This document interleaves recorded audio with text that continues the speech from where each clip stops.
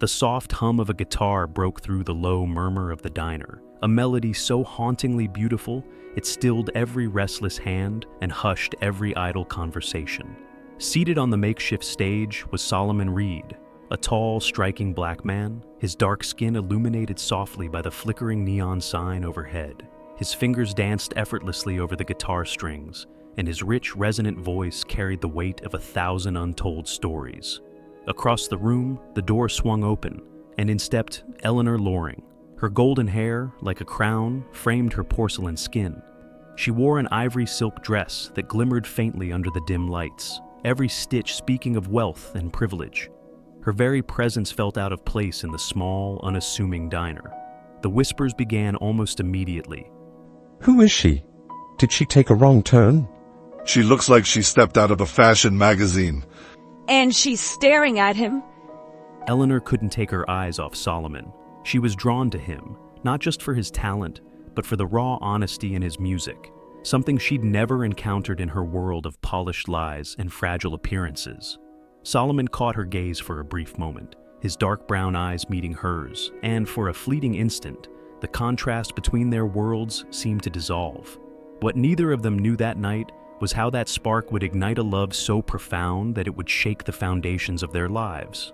Eleanor, the epitome of beauty and privilege, and Solomon, the embodiment of resilience and depth, would embark on a journey that would challenge societal norms, expose their inner struggles, and inspire a community to re-examine what love truly means. What happens when two souls from opposite worlds collide? Before we dive into this story of resilience and love, let us know. Have you ever witnessed a love that defied the odds? Share your story in the comments below. And don't forget, if this tale of courage and transformation moves you, hit that subscribe button. Together, let's celebrate stories that challenge stereotypes and prove that love knows no boundaries. Harmony's Diner was a sanctuary for those seeking a brief escape from the world. It wasn't glamorous or polished. Its neon sign flickered erratically. The linoleum floors were scuffed, and the vinyl booths had long since lost their luster. Yet, for those who walked through its doors, it was a place of comfort, a pocket of warmth where they could let their guard down. Tonight, however, something unusual was brewing in the small diner.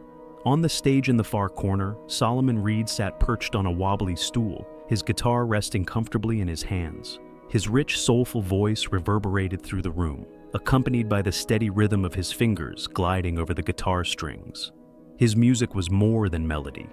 It was a story, raw and unfiltered, told through every note. For Solomon, the stage, however small, was his battlefield, his way of facing a world that had often dismissed him. Most of the diners weren't paying much attention. A few nodded along, appreciating the music in the way one appreciates background noise, while others barely noticed. Solomon didn't mind. He wasn't playing for them. Music had always been a deeply personal outlet for him, a way to process the things he couldn't articulate in words. Then, the door opened, letting in a gust of cold air and something entirely unexpected. Eleanor Loring stepped through the doorway, and the diner seemed to pause. She didn't belong here, that much was clear. Her long golden hair, swept over one shoulder, shimmered under the dim lighting, and her ivory dress looked as though it belonged at a cocktail party, not in a diner filled with flannel shirts and work boots. Her striking blue eyes scanned the room, lingering on Solomon for a beat too long. "Who's she?" muttered a man at the counter. "Looks like she took a wrong turn," another patron replied with a smirk. Eleanor ignored the whispers. She wasn't here by accident.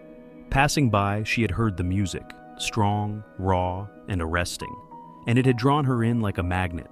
Now, standing in the warmth of the diner, she couldn't tear her eyes away from the man on the stage. His presence was magnetic, and his music carried a depth that made her chest tighten. Solomon noticed her, of course. It was impossible not to. Her polished appearance and the confidence in her stride made her stand out like a beacon in the modest diner. For a moment, his fingers faltered on the strings, but he quickly recovered, finishing the final verse of his song as if nothing had happened. The room broke into polite applause, but Eleanor clapped with enthusiasm, her hands cutting through the half-hearted sound of the others. Solomon glanced at her, his expression a mixture of curiosity and guardedness. People like her didn't usually venture into places like this, and when they did, it was rarely for the music. As the applause died down, Eleanor approached the counter and gestured to the waitress. "Coffee, please," she said, her voice soft but certain. The waitress nodded, still eyeing her warily. Eleanor turned back toward the stage, her attention fully on Solomon. Her presence unsettled him in a way he couldn't quite place. He was used to being ignored or, worse, judged. But this was something else entirely, something unnervingly genuine. When the waitress placed the coffee in front of her, Eleanor barely acknowledged it.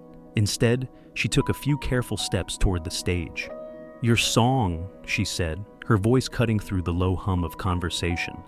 "It was beautiful." Solomon blinked, unsure how to respond. Compliments weren't foreign to him, but coming from her, a stranger who looked as though she'd never set foot in a place like this, it felt different. "Thank you," he said finally, his tone cautious. She smiled, taking another step closer. "I've never heard anything like it. What inspired you?" Solomon hesitated. He didn't owe her an explanation, but there was something about her presence that felt disarming. "Life, I guess," he said simply. Eleanor tilted her head slightly, her curiosity evident. "Life? That's pretty broad." "It's hard to explain," he admitted. "Music's just necessary. It's the only thing that makes sense sometimes." Her smile softened. "I think that's why it's so powerful. It felt real." Across the diner, the whispers started again. "Who does she think she is?" one man muttered. "Walking in here like she's slumming it for fun." "Maybe she is," another added, laughing under his breath. Solomon heard them, and though he tried to ignore it, the knot in his stomach tightened. This wasn't new. He'd dealt with judgment and prejudice all his life. But this time, the harsh words weren't just directed at him, they were directed at her too. "You don't have to stay," Solomon said, his voice quiet but firm. "If it's making you uncomfortable." Eleanor raised an eyebrow. "What makes you think I'm uncomfortable?" "Because I've seen it before," he replied, his tone tinged with weariness. "People like you don't usually hang around long enough to deal with this." He gestured subtly to the room, where the whispers continued. Eleanor straightened her posture, her expression unwavering. "Maybe I'm not like the people you've seen before." Her words caught Solomon off guard. For a moment, he didn't know what to say. She returned to her seat, sipping her coffee and listening intently as Solomon played another set.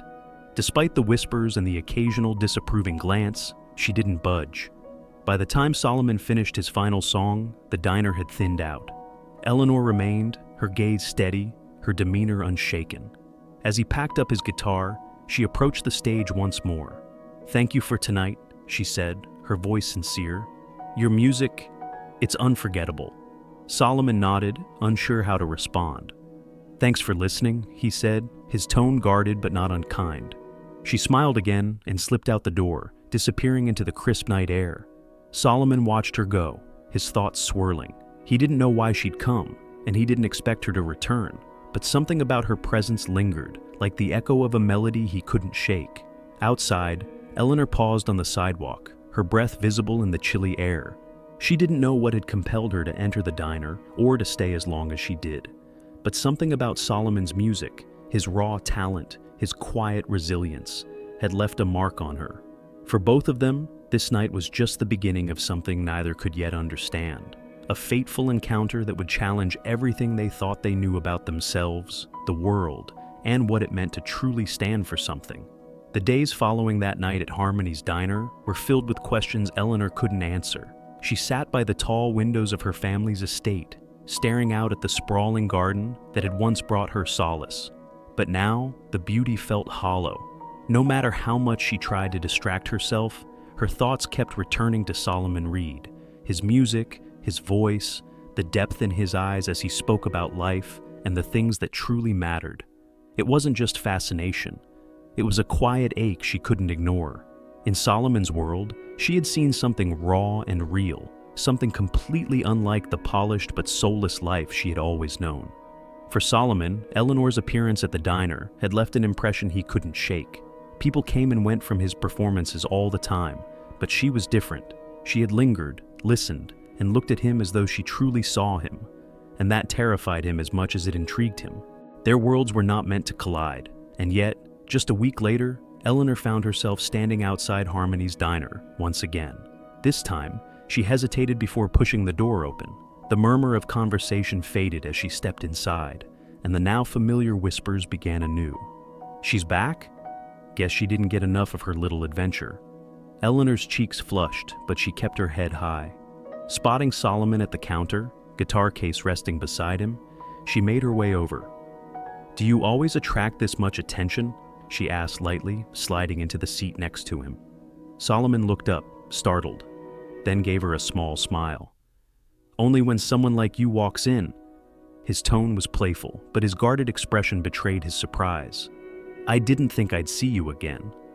"I wasn't sure I'd come back," she admitted, her voice soft. "But your music, it stayed with me." Solomon studied her for a moment, trying to discern her intentions. "You really don't care what these people think, do you?" Eleanor shrugged. "Should I?" Her confidence took him aback, and for a brief moment, he let his guard down. They began talking, first about music, then about life. Eleanor shared glimpses of her world, lavish parties, expectations she'd never chosen, and the pressure to always present a perfect image. Solomon listened, intrigued by the contrast between her life and his own struggles. "I don't think I've ever been to a place like this before last week," Eleanor admitted with a sheepish laugh. "It's strange how something so unfamiliar can feel comforting." "That's the thing about this place," Solomon said. "It's simple, but it's honest. People come here to be themselves, even if the world outside doesn't let them." As they talked, the distance between their worlds began to shrink. Eleanor was drawn to Solomon's humility and resilience, while he found her curiosity and sincerity disarming. But the whispers persisted, growing louder with every glance the pair exchanged. As they left the diner together that evening, an older man at a nearby table muttered loud enough for them to hear, "She's wasting her time. People like us and people like her, we don't mix." Eleanor stopped in her tracks, turning toward the man. For a moment, Solomon thought she might say something, but instead, she smiled faintly and continued walking. Outside, the crisp night air greeted them. Solomon turned to her, his voice low. "You don't have to deal with this, you know. The comments, the judgment, it's not your fight." Eleanor met his gaze, her expression firm. "Maybe it is. If people like me can't stand up to it, who will?"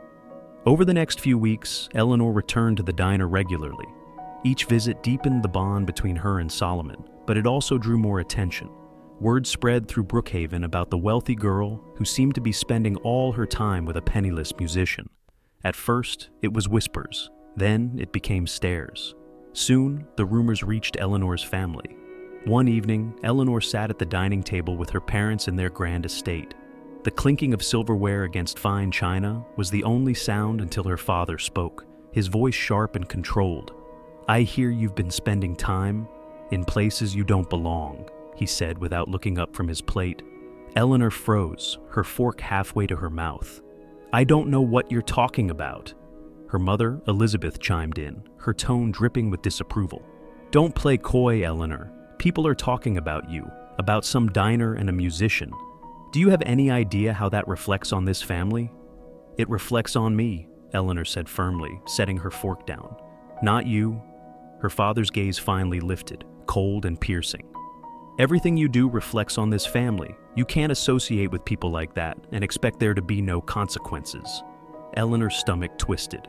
"People like that?" Her mother sighed dramatically. "He's beneath you, darling. You can't seriously think this is appropriate." "It's not about appropriate," Eleanor snapped, her voice rising. "It's about what's right." Her father's face darkened. "If you continue down this path, Eleanor, there will be repercussions. You're throwing away everything we've worked for. Is that what you want?" Eleanor stood abruptly, her chair scraping against the polished floor.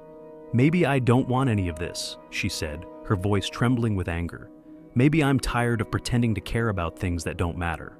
She left the room, her heart pounding. For the first time, she realized the extent of what was at stake. But even as fear gnawed at her, she knew one thing. Walking away from Solomon wasn't an option. Eleanor sat on the edge of her bed, staring out the window as twilight settled over the estate. The conversation with her parents replayed in her mind, each word cutting deeper than the last. Their disapproval was no surprise, but the weight of it threatened to crush her. She could still hear her father's voice. You're throwing everything away." But as much as their words stung, she couldn't let them dictate her choices. There was a quiet conviction growing within her, one that had taken root the moment she heard Solomon's music. Meanwhile, Solomon wasn't immune to the storm brewing around them. Whispers in the diner had turned to outright confrontations. "Don't think she's serious about you," a customer sneered one evening as Solomon set up his guitar. "Girls like her don't stay. She'll leave you in the dust as soon as she gets bored." Solomon clenched his jaw, biting back the urge to respond. He had heard it all before: the doubts, the assumptions, the casual cruelty disguised as concern. But the thing that unsettled him most wasn't the words of strangers. It was the nagging voice in his own mind, whispering the same fears. When Eleanor arrived at the diner that night, she found him unusually quiet. He barely smiled as she slid into the booth across from him, and his answers to her questions were curt. "What's wrong?" she asked finally, her voice gentle but firm. Solomon hesitated, staring at the coffee cup in his hands. I don't want you to get hurt, Eleanor. Whatever this is, it's not easy. People will talk. They already are." "I don't care what people say," she replied, reaching across the table to touch his hand.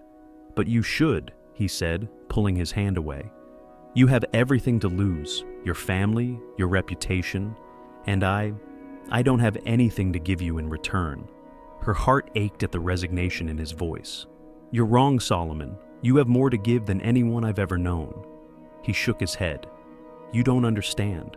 My whole life, I've been told I'm not enough. Because of where I come from, because of the color of my skin. I don't want that for you." Eleanor's eyes filled with tears, but her voice didn't waver.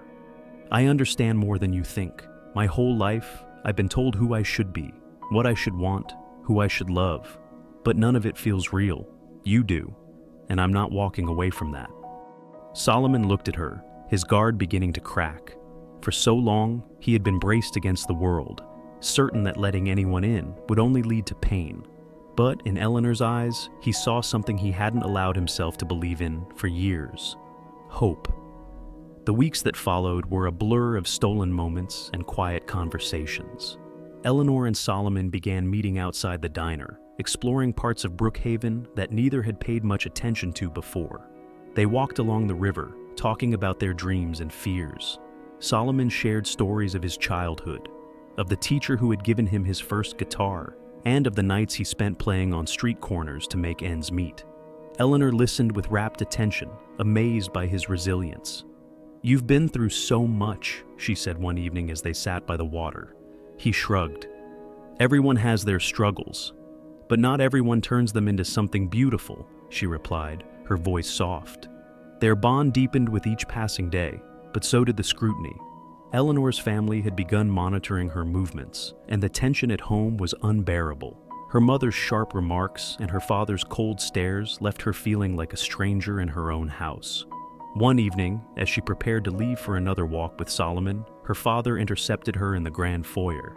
"Where are you going?" he demanded, his tone icy. "For a walk," she said, trying to keep her voice calm. "With him?" he spat, his disdain palpable. Eleanor met his gaze, her chin lifting defiantly. "Yes, with Solomon."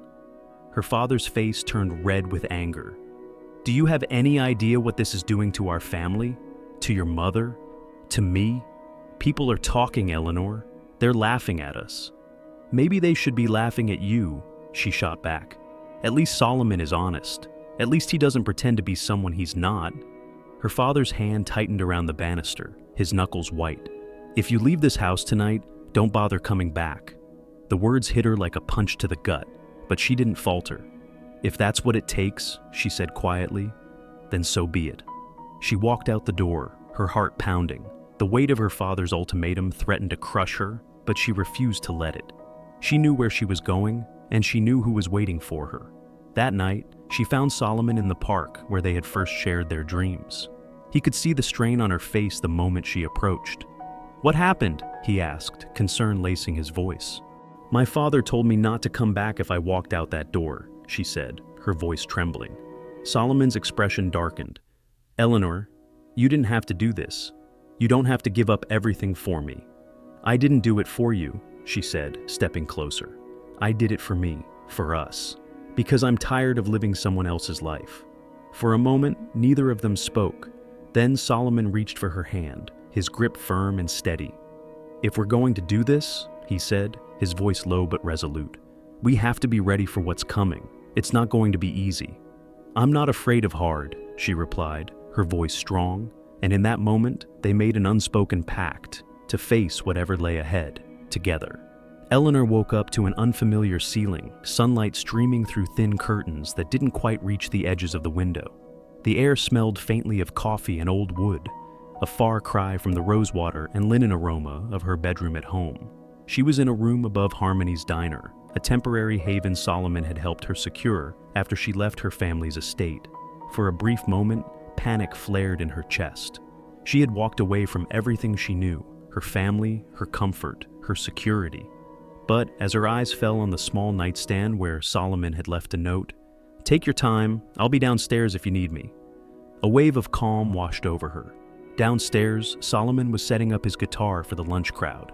He glanced at the door every few minutes, half expecting Eleanor's father to storm in and drag her back. The tension in his shoulders was impossible to ignore. He had spent his life avoiding confrontation, learning to keep his head down and move forward quietly. But now, with Eleanor by his side, he knew the battles ahead wouldn't allow him that luxury. The lunch rush passed uneventfully, but the calm didn't last long. By late afternoon, a man in a tailored suit strode into the diner. He didn't have to introduce himself for Solomon to know who he was. The resemblance to Eleanor was undeniable. The same piercing blue eyes, the same air of authority. "You're Solomon, I take it?" the man said, his voice clipped and cold. Solomon nodded, standing a little straighter. "And you must be Mr. Loring." Eleanor's father ignored the response, his gaze sweeping the diner with thinly veiled disdain. "Where is my daughter?" "She's not here," Solomon replied evenly. Mr. Loring's expression darkened. "Do you have any idea what you've done? You've dragged her into a world she doesn't belong to, away from everything that matters. Do you think this," he gestured around the diner, "is where she's meant to end up?" Solomon met his gaze without flinching. "I didn't drag her anywhere. She made her own choice." "And it was the wrong one," Mr. Loring snapped. "If you care about her at all, you'll send her back where she belongs." Before Solomon could respond, Eleanor appeared in the doorway. She had heard everything. "Where I belong?" she repeated, her voice trembling with controlled anger. "You mean the life where I'm told who to be and what to feel?" Her father turned to her, his expression softening slightly. "Eleanor, you've been brainwashed by this fantasy. You don't see what this is doing to you." "No," she said firmly.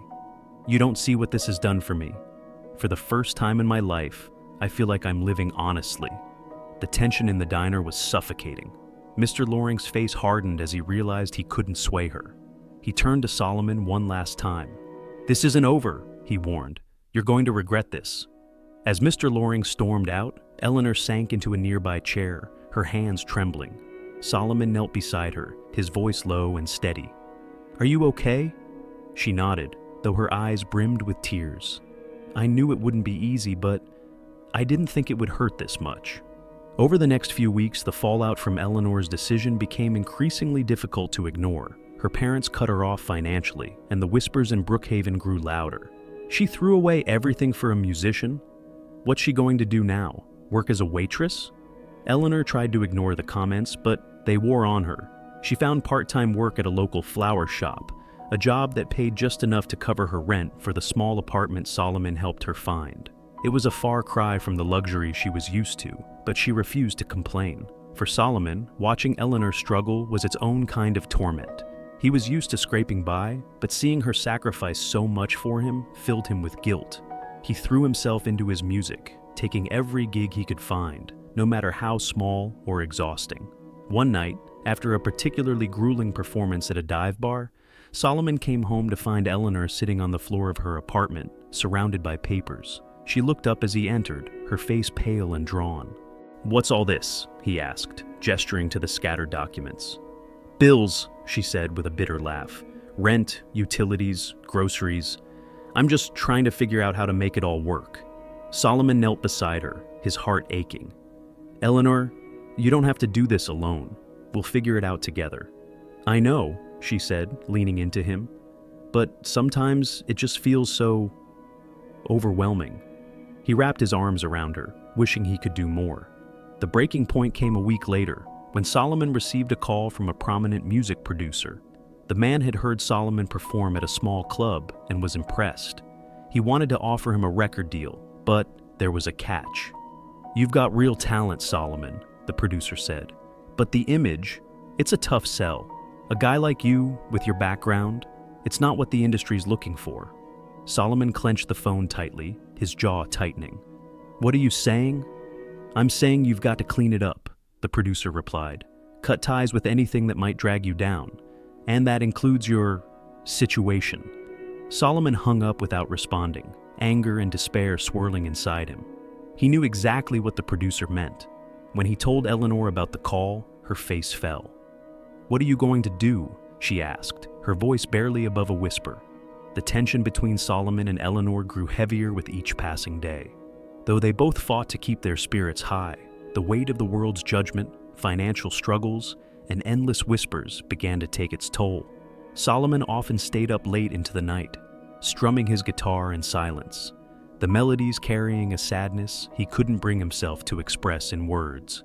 One evening, Eleanor returned home from her shift at the flower shop to find Solomon sitting on their worn couch, his guitar resting against the wall. He looked up at her with an expression she hadn't seen before, defeat. "What is it?" she asked, dropping her bag on the counter and crossing the room. "I've been thinking," he said quietly, his voice almost too low to hear. Maybe you should go back to your family." Her heart stopped. "What?"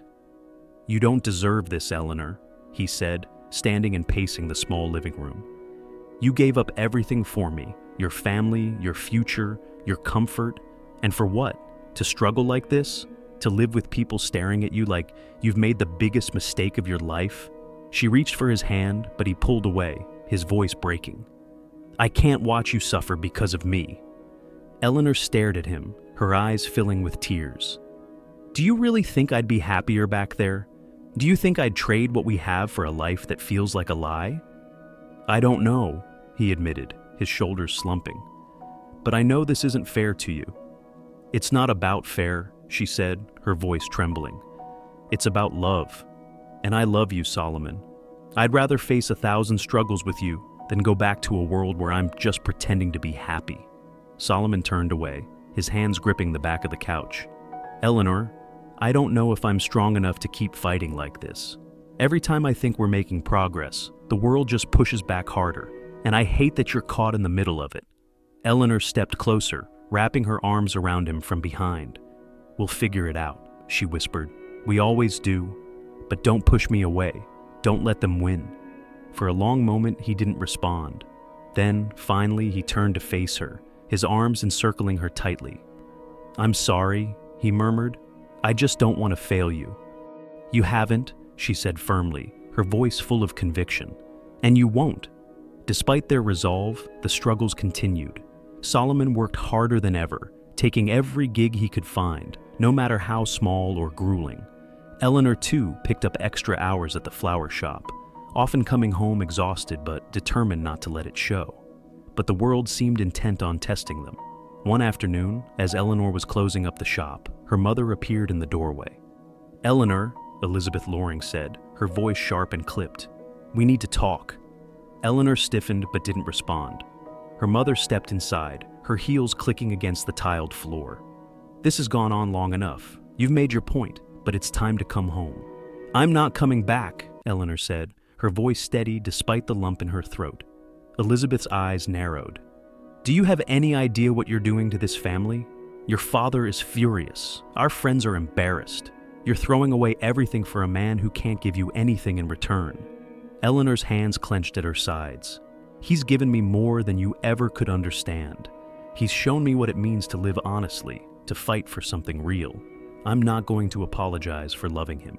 Elizabeth's expression hardened. "Love doesn't pay the bills, Eleanor, and it doesn't erase the shame you've brought on this family." "I don't care about your shame," Eleanor shot back, her voice rising. "This is my life, not yours, and I'm going to live it the way I choose." her mother's face flushed with anger. "Fine," she said coldly, "but don't come crawling back when this all falls apart." Eleanor watched her leave, her chest heaving with the weight of unspoken words. That night, Solomon found Eleanor sitting on the edge of their bed, her face buried in her hands. He sat beside her, pulling her close. "She came to the shop today," Eleanor whispered, her voice muffled. "I figured she might," Solomon said, his voice low. "She said I've embarrassed them," Eleanor continued, lifting her head to meet his gaze.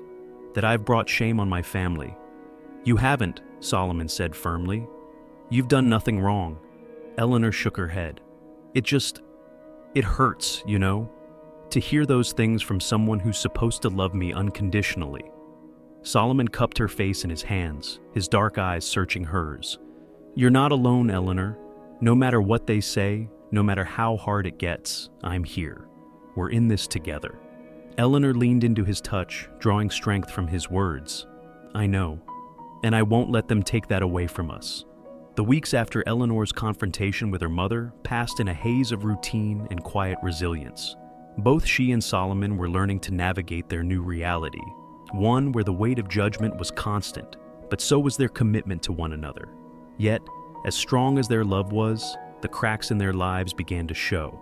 One afternoon, while Solomon was out performing at a local park, Eleanor sat in their tiny kitchen, staring at the bills spread across the table. She had done her best to keep everything in order, but the financial strain was relentless. For the first time, doubt began to creep into her thoughts. That doubt turned into fear when she received an unexpected call from her younger sister, Claire. "Eleanor," Claire's voice was hesitant, almost cautious. "Mom wants to meet with you." Eleanor's stomach twisted. "Why? So she can tell me again how ashamed she is of me?" Claire sighed. "No, it's not like that. She's been different lately. I think she's starting to realize that maybe she handled things the wrong way." Eleanor's heart ached at the thought. She wanted to believe Claire, but after everything that had happened, trusting her family felt like stepping onto thin ice. "When and where?" she asked finally. The meeting took place at a quiet cafe on the outskirts of town. Eleanor arrived early, nerves making her hands tremble as she wrapped them around her coffee cup. When Elizabeth Loring walked in, Eleanor braced herself, half expecting the cold, judgmental glare she had grown used to. But instead, her mother's expression was hesitant, almost vulnerable. "Thank you for coming," Elizabeth said as she sat down, smoothing her skirt nervously. Eleanor didn't respond immediately, her defenses still firmly in place. "Claire said you wanted to talk." Elizabeth nodded, her eyes darting to the table before meeting Eleanor's gaze. "I've been thinking a lot about what I said to you, about how I treated you." She paused, taking a deep breath. "I was wrong, Eleanor. I see that now." Eleanor's heart clenched at the unexpected admission. "Why now?" she asked, her voice tinged with skepticism. "Because I've seen what this has done to you. And to me," Elizabeth said, her voice breaking slightly. "I was so focused on what other people thought, on preserving our reputation, that I forgot what really mattered. You, your happiness." Eleanor swallowed hard, the raw emotion in her mother's voice making her feel both hopeful and cautious. "It's not just me, Mom. It's Solomon, too. He's part of my life now. And if you can't accept that, I want to," Elizabeth interrupted, her eyes filling with tears. "I don't understand it completely, but I want to try. For you." For the first time in months, Eleanor felt a flicker of hope. That evening, she told Solomon about the conversation, her emotions swirling with confusion and cautious optimism. "Do you think she means it?" Solomon asked, his voice steady but wary. "I don't know," Eleanor admitted, "but I think I have to give her a chance, for my sake and for us." Solomon nodded, though his eyes held a hint of doubt. "Just be careful. I don't want them to hurt you again." "I will," Eleanor promised, taking his hand. The days that followed were filled with tentative steps toward rebuilding trust. Elizabeth invited Eleanor and Solomon to dinner at the Loring estate, a gesture that felt almost surreal after the months of tension and estrangement. Eleanor hesitated at first, but Solomon encouraged her to accept. "If this is a chance to bridge the gap," he said, "maybe it's worth taking." When the evening arrived, Eleanor's nerves were palpable as they pulled up to the sprawling mansion she had once called home. Solomon placed a reassuring hand on hers, his steady presence grounding her. Inside, the house was as grand as ever, but the atmosphere felt different. Elizabeth greeted them at the door, her demeanor subdued. Claire stood nearby, offering a warm smile that helped ease Eleanor's tension. "Solomon," Elizabeth said, her tone careful but sincere. "Thank you for coming," he nodded politely. "Thank you for inviting me." Dinner was a cautious affair. The conversation remained light, centered on neutral topics, but the underlying tension was undeniable. Solomon felt the weight of every glance, every pause. Still, he remained composed, answering questions about his music and his background with quiet confidence. After the meal, as the group moved into the sitting room, Elizabeth finally addressed the elephant in the room. "Solomon," she began, her voice hesitant, "I owe you an apology." He looked at her, surprised. "I judged you unfairly," she continued. "I let my assumptions and my fears cloud my judgment. But I see now how much you mean to Eleanor and how much she means to you." Solomon's expression softened, though his tone remained measured. "Thank you. That means a lot to hear." Eleanor watched the exchange, her heart swelling with a mixture of relief and hope. The next day, Eleanor received a call from her father. She hadn't expected him to reach out so soon, and when she heard his voice, her guard immediately went up. "I heard you came to dinner," Richard Loring said, his tone gruff. "Yes," she replied carefully. There was a long pause before he spoke again. "I'd like to talk, just the two of us." Eleanor hesitated, unsure of his intentions. "Why?" "Because I'm your father," he said, his voice softening slightly. "And because I think it's time I tried to understand." The meeting took place at a park where Eleanor had often played as a child. She found her father sitting on a bench, his usually imposing figure hunched slightly. When she approached, he looked up, his expression uncharacteristically vulnerable. "Eleanor," he said, gesturing for her to sit. She did so, maintaining a cautious distance. "I've been thinking a lot about the things I said to you," he began, his gaze fixed on the ground. "And I realize now how wrong I was." Eleanor's breath caught in her throat, but she said nothing, letting him continue. "I've spent my life building walls," he admitted. "Walls to protect our family, to keep out anything I thought might hurt us. But those walls, they hurt you, and for that, I'm sorry." Tears welled in Eleanor's eyes, but she blinked them away. "Do you mean that?" "Yes," he said, looking her in the eye. "I may not fully understand your choices, but I see now that they're yours to make, and I see how much Solomon cares for you. That matters to me." Eleanor reached out, placing a hand on his. "Thank you, Dad." The process of rebuilding trust with her family wasn't easy, but it was worth it. Solomon remained patient and steady, supporting Eleanor as she navigated the delicate balance between reconciling with her family and maintaining her independence. One evening, as they sat together on the small balcony of their apartment, Eleanor leaned her head on Solomon's shoulder. "Do you think things will ever be normal again?" she asked softly. "Maybe not normal," he replied, his voice thoughtful. "But maybe something better." She smiled, closing her eyes. "I like the sound of that." The months following Eleanor's reconciliation with her family were a cautious balancing act. Although progress had been made, the road ahead was still fraught with challenges. Solomon's career was beginning to show signs of promise. His local performances were attracting larger crowds, and whispers of potential record deals were starting to surface. But with every step forward came new obstacles, and one storm in particular was brewing just beyond their reach. It began with a phone call late one evening. Solomon was at his guitar, fine-tuning a new melody, when his phone buzzed insistently on the counter. He answered distractedly, his focus still on the chords, but the voice on the other end snapped him to attention. "This is Jacob from Starlight Records," the caller began. "We've been following your work, and we think you've got something special. We'd like to meet to discuss potential collaborations." Solomon's heart raced. Starlight Records was a major player in the industry, the kind of company that could catapult his career to the next level. But as the conversation continued, the excitement in his chest began to sour. "There's just one thing," Jacob said, his tone shifting. "Your story. The whole underdog with a tough background angle. It's great, but there's a bit of baggage we'd need to address before moving forward." "What do you mean by baggage?" Solomon asked, his voice steady despite the tension creeping into his chest. Well, Jacob said, hesitating for the briefest of moments, it's about your relationship. You and Eleanor. It's complicated, and that kind of complication doesn't sell well. We're looking for a clean image, something that resonates universally. You understand. Solomon felt his grip tighten around the phone. So, what are you saying? I'm saying if you want this deal, Jacob replied, you'd need to distance yourself from her. Just publicly, of course.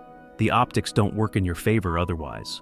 The call ended shortly after, but the weight of it hung over Solomon like a storm cloud. He didn't tell Eleanor right away. How could he? The very idea of choosing between his music and the woman he loved felt impossible. Over the next few days, Solomon became increasingly withdrawn. Eleanor noticed the change almost immediately, but every time she pressed him, he brushed her off with a strained smile and a vague excuse. One evening, as they sat in their small apartment, Eleanor finally confronted him. "Solomon, talk to me," she said, her voice firm but gentle. "Something's been bothering you, and I need to know what it is." Solomon hesitated, his hands fidgeting in his lap. "It's nothing," he said, though the weight in his voice betrayed him. "It's not nothing," Eleanor insisted, moving to sit beside him. "Please, just tell me." He sighed heavily, running a hand through his hair. "I got a call from Starlight Records," he admitted finally. Her eyes lit up. "That's amazing. Solomon, this could be your big break." "It's not that simple," he said quietly. "They want me to distance myself from you. They think our relationship is bad for my image." Eleanor's face fell, the excitement draining from her eyes. "They want you to leave me?" "No," Solomon said quickly. "Not leave, just keep things quiet, out of the spotlight." She stared at him, her heart twisting. "And what did you say?" "I haven't decided yet," he admitted, his voice barely above a whisper. Eleanor felt a pang of betrayal, but she pushed it down. "Solomon, you've worked so hard for this. I don't want to stand in the way of your dreams." "You're not standing in the way," he said fiercely. "They are. And I'm not sure I can do this if it means pretending you're not part of my life." As the days turned into weeks, the tension between them grew. Solomon wrestled with the decision, torn between his love for Eleanor and the chance to finally achieve everything he'd worked for. Eleanor, for her part, tried to be supportive, but the thought of being cast aside, even temporarily, was a wound that refused to heal. The breaking point came one evening when Solomon returned from a late-night gig to find Eleanor sitting on the couch, a stack of letters in her lap. She looked up at him, her eyes filled with anguish. "I can't do this anymore," she said, her voice trembling. Solomon froze, his heart pounding. "What do you mean?" "This," she said, gesturing to the letters. "The judgment, the whispers, the sacrifices. I knew it would be hard, but I didn't think it would feel so lonely." He moved to sit beside her, reaching for her hand. "Eleanor, I'm not saying I want to leave you," she interrupted, her voice breaking. "But I need to know that I'm not the only one fighting for us. Because right now, it feels like I'm standing here alone." Solomon felt her words like a punch to the gut. "You're not alone," he said firmly. "I'm here, and I'm fighting too." "Then prove it," she said, her eyes locking onto his. "Because I can't keep giving everything I have if you're not willing to do the same."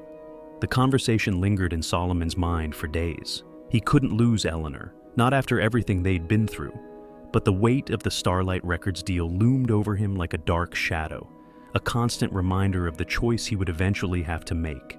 Late one night, as he sat in the dim glow of their apartment, Solomon picked up his guitar and began to play. The melody was slow and mournful, each note carrying the weight of his struggle. He thought of Eleanor, her strength, her determination, the way she had fought for him when no one else would.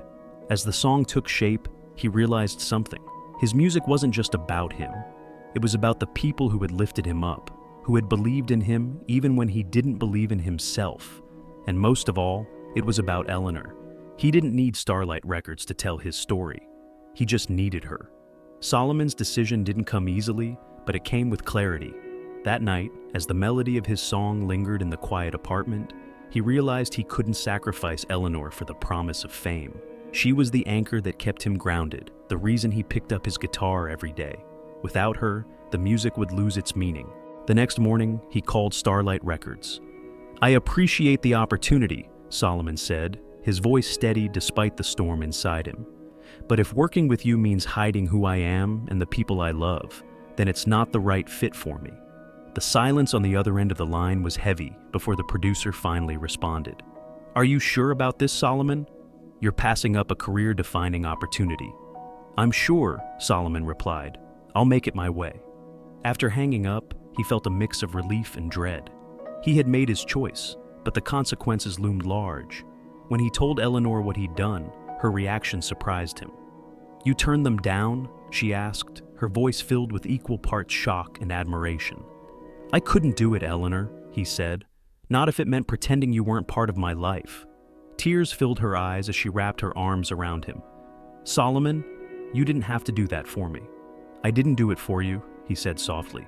"I did it for us, for me, for the music. If I can't be honest about who I am, then what's the point?" But the fallout from Solomon's decision was swift and brutal. News of his rejection of Starlight Records spread quickly through the local music scene, and it wasn't long before other opportunities began to dry up. Venues that had once welcomed him suddenly stopped returning his calls, and the whispers grew louder. "He's too difficult to work with. Thinks he's too good for the industry? Throwing away his shot over some girl? What a waste." Eleanor felt the sting of those words as deeply as Solomon did. She watched him struggle to stay optimistic, his once unshakable confidence beginning to waver. She tried to reassure him, reminding him of his talent and resilience, but the strain was undeniable. Their financial situation, already precarious, worsened. The small savings they had managed to scrape together began to dwindle, and the stress of making ends meet weighed heavily on both of them. Eleanor picked up extra shifts at the flower shop, while Solomon took on side jobs to supplement his dwindling income. One particularly tough evening, Solomon came home to find Eleanor cooking dinner in their tiny kitchen. Her hair was pulled back, and the exhaustion was clear on her face, but she still managed to greet him with a smile. "Hey," she said, turning away from the stove. "How was your day?" He didn't answer immediately, dropping his bag by the door and slumping into a chair. "I got turned down for another gig," he said finally. "They said they're going in a different direction." Eleanor's heart ached for him, but she kept her voice steady. "I'm sorry, Solomon, but you'll get through this. We'll get through this." He looked up at her, his eyes filled with doubt. "What if we don't, Eleanor? What if this is it?" She crossed the room and knelt in front of him, taking his hands in hers. "Then we'll figure something else out. But you are not giving up. Not on your music, and not on yourself. You've come too far to stop now." Her words were a balm to his wounded spirit, and he nodded, drawing strength from her unwavering belief in him. The breaking point came a few weeks later, when their landlord delivered an eviction notice. They had fallen behind on rent, and despite Eleanor's best efforts to negotiate, the landlord refused to grant them more time. "We have 30 days, Eleanor said quietly as she handed Solomon the notice. He stared at the paper, his mind racing. "We'll find something," he said, though his voice lacked conviction. But finding affordable housing proved to be nearly impossible. Each passing day brought them closer to the deadline, and the stress began to take its toll. Arguments that had once been rare became more frequent, fueled by exhaustion and frustration. One night, after yet another fruitless search for an apartment, Eleanor finally broke down. "I'm so tired, Solomon," she said, tears streaming down her face. "I feel like no matter how hard we try, it's never enough." Solomon pulled her into his arms, holding her tightly. "I know," he whispered. "I feel it too, but we can't give up. We can't." As the deadline loomed, an unexpected lifeline arrived. A local community center offered Solomon a residency to teach music classes for underprivileged kids. The pay was modest, but it came with housing, a small but cozy apartment attached to the center. When Solomon told Eleanor the news, she burst into tears of relief. "This could be our fresh start," she said, her voice filled with hope. And it was. The community center became more than just a job for Solomon. It became a source of purpose and renewal. Teaching the kids reignited his passion for music, reminding him why he had started in the first place. For Eleanor, the move brought its own kind of healing. She found work as an administrator at the community center, where her organizational skills were put to good use. Together, they began to rebuild their lives, finding strength in each other and in the work they were doing. One evening, as Solomon and Eleanor sat on the steps of their new home, watching the sun set over the city, he turned to her with a small smile. "We made it," he said, his voice filled with quiet wonder. She leaned her head on his shoulder, her heart full. "We did, and we're just getting started." The storm had tested them in every way possible, but it hadn't broken them. If anything, it had made them stronger. Together, they were ready for whatever came next. Chapter 6. The Big Opportunity. Life at the community center brought a sense of calm and purpose that had been missing for far too long. For Solomon, teaching music to the kids wasn't just a job, it was a lifeline. The children, wide-eyed and eager, reminded him of the power music held to heal and inspire. For Eleanor, her work at the center gave her a chance to channel her energy into helping others, bringing structure and hope to a place that truly needed it. Months passed, and while their lives were simpler now, there was a quiet joy in the way they had rebuilt. But, as fate would have it, the chapter of struggle wasn't quite closed yet. One afternoon, as Solomon was finishing up a lesson, a man in an impeccably tailored suit entered the community center. His presence immediately drew attention, his polished demeanor standing out in the modest surroundings. Eleanor, who had been organizing supplies, glanced up and caught his eye. "Excuse me," he said, his tone polite but authoritative. "I'm looking for Solomon Reed." Eleanor's heart skipped a beat. "He's just finishing up," she said. "May I ask who's looking for him?" "David Grant," the man replied, handing her a business card embossed with the logo of Horizon Records, one of the largest labels in the country. Eleanor stared at the card, her breath catching. "I'll let him know you're here." When Solomon stepped into the office, his first thought was that there must be some kind of mistake. Horizon Records? They didn't just walk into places like this, let alone seek out someone like him. Yet, as David introduced himself and explained why he was there, Solomon realized this was no mistake. "I've been following your work," David said. "The residency here, the performances you've put on, the way your music connects with people. It's rare, Solomon. You have a voice that people need to hear." Solomon felt a familiar flicker of hope, tempered by cautious skepticism. "I appreciate that," he said carefully. "But I've had offers before. They didn't exactly go the way I hoped." David nodded, as if he already knew. "I've heard about Starlight. Let me make one thing clear. We're not them. We're not interested in changing who you are. We want to amplify it. Your story, your music, your truth. That's what makes you special." Eleanor, who had been quietly listening from the corner of the room, felt her heart swell. She could see the doubt in Solomon's eyes, but she also saw something else, the spark of possibility. "What's the catch?" Solomon asked finally. "No catch," David said. "Just hard work and commitment. We'd start with a single and see how it performs. If it resonates, we'll go from there."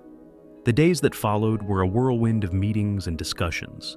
Eleanor was by Solomon's side every step of the way, helping him navigate the intricacies of the music industry while also keeping him grounded.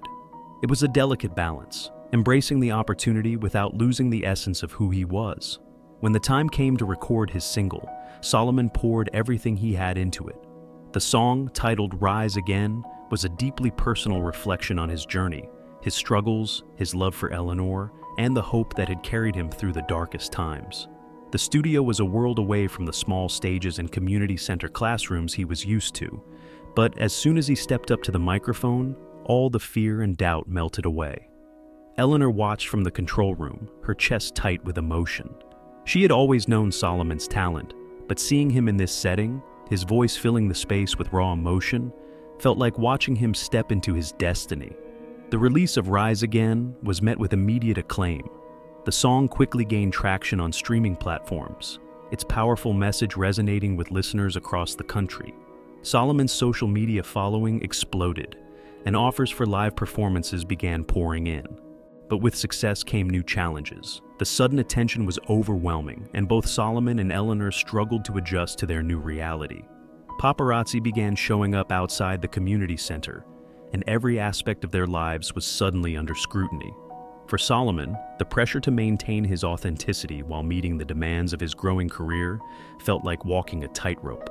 One evening, after a particularly grueling day of interviews and meetings, Solomon returned home to find Eleanor waiting for him. She had prepared a simple dinner, but the moment he walked through the door, he collapsed onto the couch, exhausted. "You've been running yourself ragged," she said softly, sitting beside him. "I don't want to let anyone down," he admitted, his voice heavy with fatigue. "You won't," she said, taking his hand. "But you have to take care of yourself too. This is your dream, Solomon. Don't let it become a nightmare." Her words stayed with him, and over the next few weeks he worked to find a balance. He started saying no to projects that didn't align with his values, focusing instead on what truly mattered: his music, his message, and the people who had supported him from the beginning. The turning point came when Solomon was invited to perform at a nationally televised benefit concert. The event, which aimed to raise funds for underprivileged communities, was the perfect opportunity for him to showcase not just his talent, but also his commitment to using music as a force for good. As he stepped onto the stage that night, the weight of the past year fell away. With Eleanor watching from the wings, he poured his heart into his performance, delivering a rendition of "Rise Again" that brought the audience to its feet. For the first time, he felt the full magnitude of what he had achieved, not just for himself, but for everyone who had ever felt overlooked or underestimated.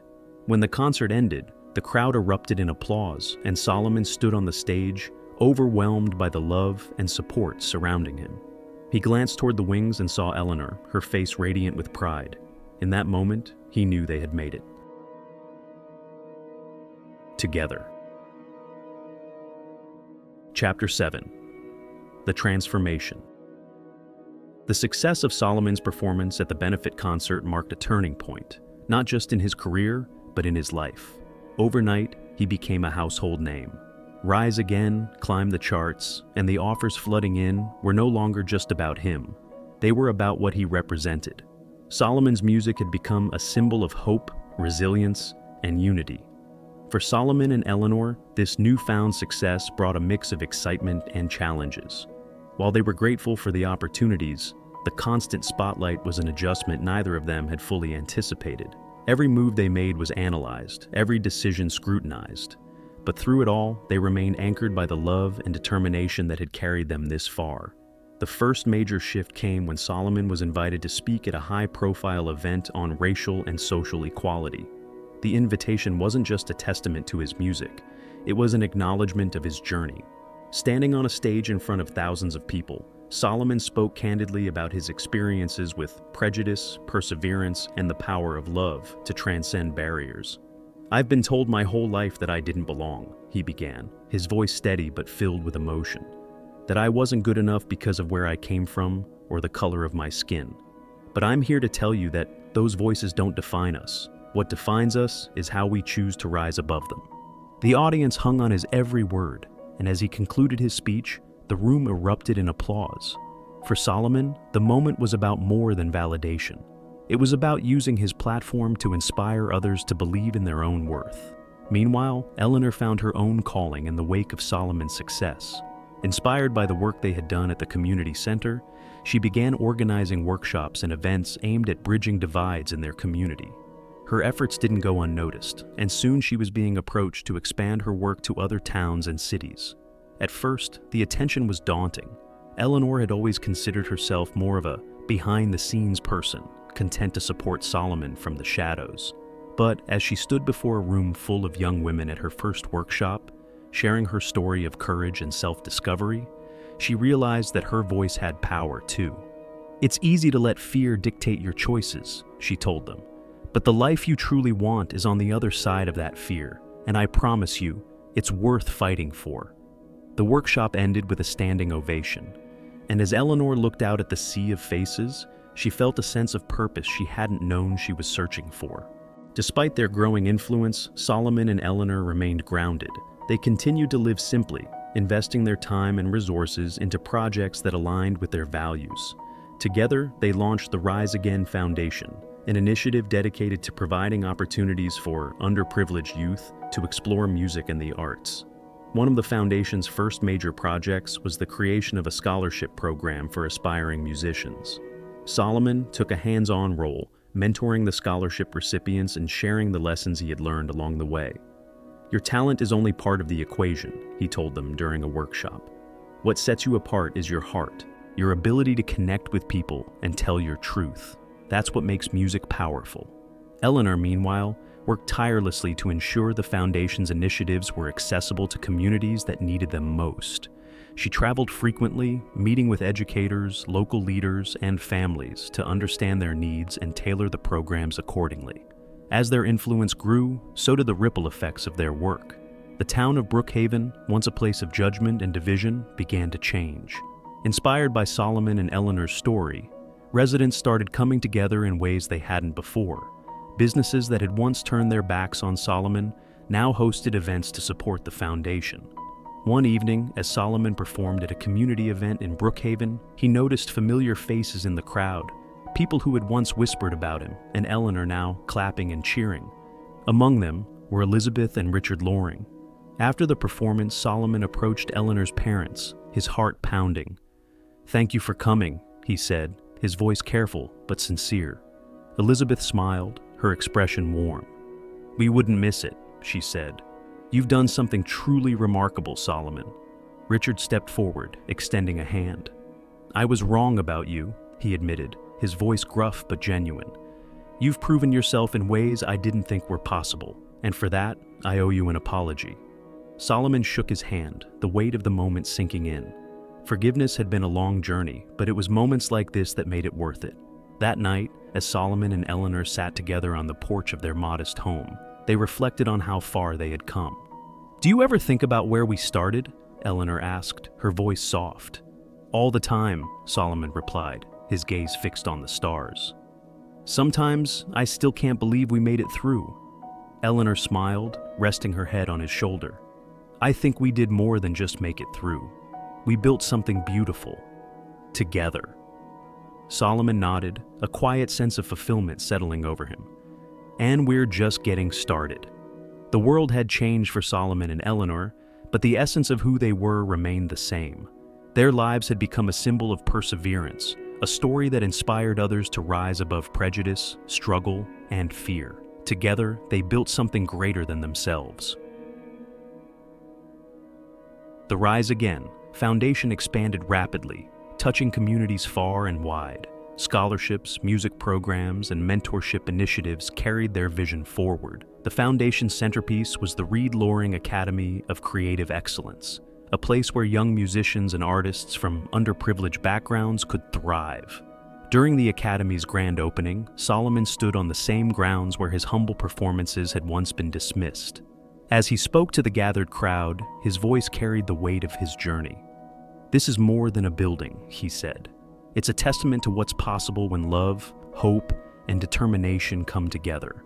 This is for every child who dreams, and for everyone who's ever doubted their worth. Your story matters." Eleanor, standing beside him, smiled through her tears. She addressed the crowd with the same quiet strength that had carried them through their darkest days. "This isn't just about music," she said.